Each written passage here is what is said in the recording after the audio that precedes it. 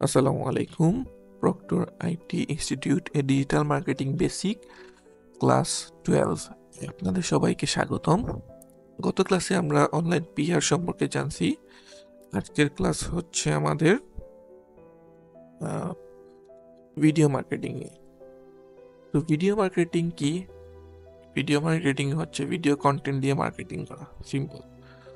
Video marketing আমরা কোথায় করি? ইউজুয়ালি 3টা প্ল্যাটফর্মে, মানে বর্তমানে হচ্ছে পপুলার যেগুলো, সেগুলোর মধ্যে 1 নম্বরে আছে ইউটিউব।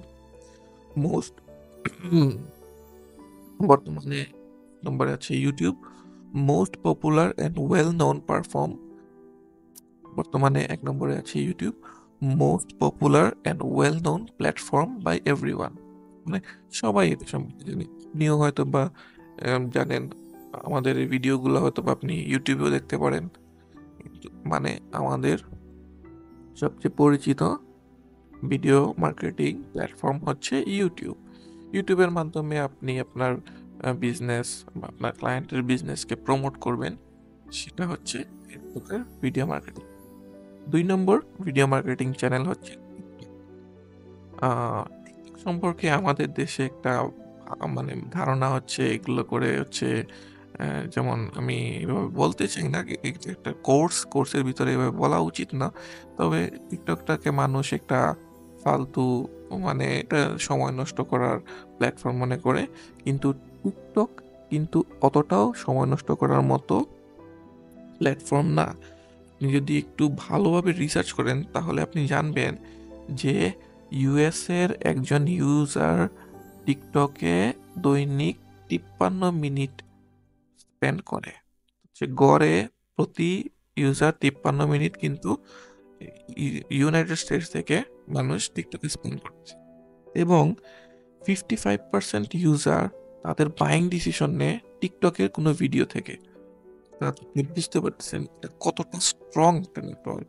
যতটা আমরা হেলাফেলা করি ততটাও এটা হেলাফেলা করার জিনিস নয়। অর্থাৎ আপনি যদি আপনার বিজনেস নিয়ে সিরিয়াস হন, তখন আপনি যদি ঠিকঠাক মতো কন্টেন্ট তৈরি করে টিকটকে আপনার বিজনেসটাকে ঠিকঠাক মতো প্রমোট করতে পারেন, মার্কেটিং করতে পারেন, তখন কিন্তু আপনার টিকটক থেকেই সেল আসার চান্স অনেক বেশি বেড়ে যায়। আর 3 নম্বর ভিডিও মার্কেটিং প্ল্যাটফর্ম যেটা, সেটা হচ্ছে রিলস। রিলস বলতে আমি যেটা বর্তমানে দেখি ফেসবুক এবং আইজিতে সবচেয়ে বেশি পপুলার, আইজি অর্থাৎ ইনস্টাগ্রামে সবচেয়ে বেশি পপুলার। তো অ্যাকর্ডিং টু স্টাডিজ প্রতিদিন গড়ে 200 বিলিয়ন ভিউজ হয় সবগুলো রিল মিলে। অর্থাৎ কিছু রিলে তো থাকে না মিলিয়ন ভিউ, 1 মিলিয়ন ভিউ।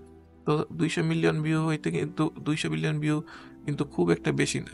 অর্থাৎ একটা ভিডিওতে যদি 1 মিলিয়ন ভিউ পড়ে, তাহলে এরকম